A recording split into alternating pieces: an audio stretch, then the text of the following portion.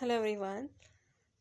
हम ना चीज़ों को समझने की कोशिश करते हैं, उस पर थोड़ी सी बातें करते हैं और हो सकता है कि मेरी बातों से अगर आपकी भी सोच कुछ बदल जाए या आप चीज़ों को उस तरीके से देखने लगे जैसे वो हो रही हैं या कुछ होता है उसके पीछे क्या वजह होती है। अभी क्या हुआ था जब एक्सपायरी जो है सारे इंडेक्स की एक्सपायरी बंद करी गई थी, तो क्या प्ली दिया गया था कि जो नॉर्मल पब्लिक है, जो रिटेलर्स हैं, वो अपना बहुत नुकसान करते हैं और जो है उस नुकसान की वजह से जो है गवर्नमेंट जो अथॉरिटीज़ हैं उन्होंने क्या करा था, वीकली एक्सपायरी बंद करी थी। अब पता है क्या होता है, जैसे बड़े बड़े इंडेक्स हैं, निफ्टी है, बैंक निफ्टी है, सेंसेक्स है, इन पर कुछ होता है तो वो ना बवाल बन जाता है। तो उसी सेम टाइम जिस टाइम पर वीकली एक्सपायरी ख़त्म हुई थी, उसी सेम टाइम पर ना कुछ स्टॉक्स में एक्सपायरी चालू करी गई। अब ज़रा जाकर देखना, जब आप डिटेल में चीज़ों को देखोगे तो आपको चीज़ें मिल जाएंगी। कुछ स्टॉक्स में एक्सपायरी चालू करी गई। अब वैसे मुझे एक बात बताइए, अगर ऑप्शन से लोगों का पैसा नुकसान होता है या पैसे का लॉस करते हैं लोग, तो क्या वो स्टॉक में एक्सपायरी वाले ट्रेड को लेकर क्या वहाँ पैसा लॉस नहीं करेंगे? क्या स्टॉक ऑप्शन में पैसा लॉस नहीं होता? तो एक तरफ तो आप जो है एक्सपायरी को जो है ख़त्म कर रहे हो कि ये प्ली देकर कि जो है लोग, जो रिटेल ट्रेडर है, वो अपना नुकसान कर रहे हैं। सच में अगर आपको इतनी ही वो है तो फिर आप इतने सारे मतलब ऑलमोस्ट 45 नए स्टॉक जो है वो उसमें शामिल करे गए थे एफएनओ में कि भाई अब आओ आराम से इसमें एफएनओ करो। उन स्टॉक्स में पहले से एफएनओ नहीं था। आपको पता होना चाहिए कि हर स्टॉक में एफएनओ नहीं होता है। एफएनओ शुरू किया गया ताकि लोग, ठीक है, इंडेक्स से तो हट जाएं और जो है स्टॉक में आराम से एफएनओ कर सकते हैं। अब ये कौन सा साइड रहा, मुझे ज़रा बताइए। अगर एफएनओ बुरा है तो वो हर जगह बुरा है, चाहे वो स्टॉक हो चाहे वो इंडेक्स हो। अगर एफएनओ में पैसा डूबता है, ये वाली थिंकिंग है, जो कि डूबता है, कोई कहने वाली बात नहीं है, तो वो स्टॉक में भी डूबता है। बल्कि स्टॉक में तो किसी को पता नहीं चलता। इंडेक्स तो ये है कि निफ्टी 1% गिर जाता है तो फिर हाहाकार मच जाता है, न्यूज़ पे आ जाता है। कोई स्टॉक अगर ऐसे गिरा होगा 2 4 5 6%, किसको पता चल रहा है?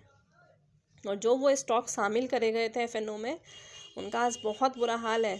ज़रा इस पर सर्च करके देखिएगा, जिन जिन नए स्टॉक्स पर एफएनओ चालू किया गया था, जब वो उन पे एफएनओ चालू हुआ था तब से और आज उनका हाल देखिएगा, आपको दिखेगा कि मतलब इन रियलिटी क्या दिखाया जाता है। कंसर्न ये दिखाया गया है कि एफएनओ इज़ वेरी बैड, इसलिए हम एक्सपायरी बंद कर रहे हैं। एफएनओ बहुत बुरा है, इसलिए हम लॉट साइज़ बढ़ा रहे हैं कि लोग इन चक्करों में ना पड़ें। बहुत सारी चीज़ें। ठीक है, मैं मान रही हूँ कि एफएनओ बहुत बुरा है, यहाँ पर बहुत नुकसान होता है। तो एफएनओ स्टॉक्स में क्यों चालू किया गया? क्या वजह थी स्टॉक में कि आप एफएनओ चालू कर रहे हो स्टॉक्स में? ऐसे स्टॉक जो सेफली, एक होता है कैश मार्केट में बाय करके रख लेना, उसमें इंसान कितने ही स्टॉक्स बाय कर लेगा।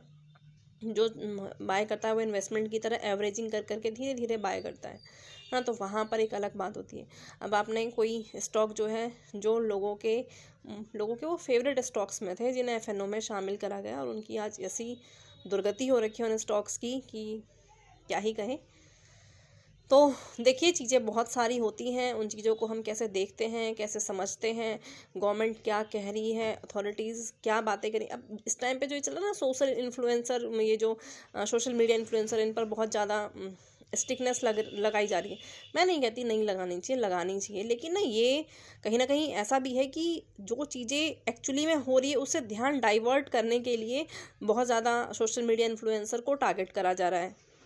अब देखो, कहते हैं कि जो सेबी रजिस्टर्ड है उनसे जो है सजेशन लेना चाहिए या उनसे आप एडवाइस लीजिए। सेबी रजिस्टर्ड जो है ना, उसको ट्रेड करना अलाउ नहीं होता। यानी कि वो जो एडवाइस देगा वो एडवाइस ऐसी होगी, जिसको दर्द नहीं है वो दर्द के बारे में क्या ही बताए। उसका खुद का पैसा नहीं लगा है जो वो सेंटिमेंट समझ के जो है बताएं। वो एक रटी रटाई चीज़ रोबोट की तरह जैसे बोलते हैं वैसे वो आपको एडवाइस देंगे, और उसके बाद उस एडवाइस से आपका अच्छा हो या बुरा हो उससे फ़र्क नहीं पड़ता। वहाँ पर तो उन्हें एक टैग मिल गया that they are SEBI registered, और जो है उसके बाद वो कुछ भी कह सकते हैं। ऐसे तो सॉरी, न्यूज़ चैनल्स पर भी बोला जाता है ना, ये बाय कर लो वो बाय कर लो, उसके बाद वो बाय करने के बाद वो कितने प्रॉफिट देते हैं एवरीवन नोज। लेकिन हो सकता है मैं ही ऐसा बोल रही हूँ तो मेरे को ही बैड कमेंट्स आने लगे, क्योंकि सच बोलने वालों के साथ बैड कमेंट्स का सिलसिला तो चलता ही है, ठीक है। तो सारी बहुत सारी चीज़ें हैं समझने की कि क्या चीज़ें चलती हैं, उनको कैसे चलाया जाता है। मैं आपको हमेशा कहती हूँ कि स्टॉक मार्केट जो भी कर रहा है वो स्टॉक मार्केट में नहीं हो रहा, वो पीछे कोई बैठा है जो प्लान कर रहा है कि हाँ अब इस शेयर को बढ़ाना है, अब इस शेयर को गिराना है, अब इस इंडेक्स को बढ़ाना है, अब इसे गिराना है। Lots of things are over there. कोई भी इंडेक्स अपने आप, हालांकि इंडेक्स में manipulation as compare to stock कम होता है, क्योंकि इंडेक्स को मैनिपुलेट करने के लिए बहुत ज़्यादा अमाउंट में पैसा चाहिए, लेकिन वहीं स्टॉक्स जो हैं मिड कैप स्मॉल कैप के जो, हालांकि मेरा तो कहना है लार्ज कैप में भी यही होता है, बाकी फिर भी लोग कहेंगे कि इतना ओपनली मैं कैसे बोल रही हूँ, होता है।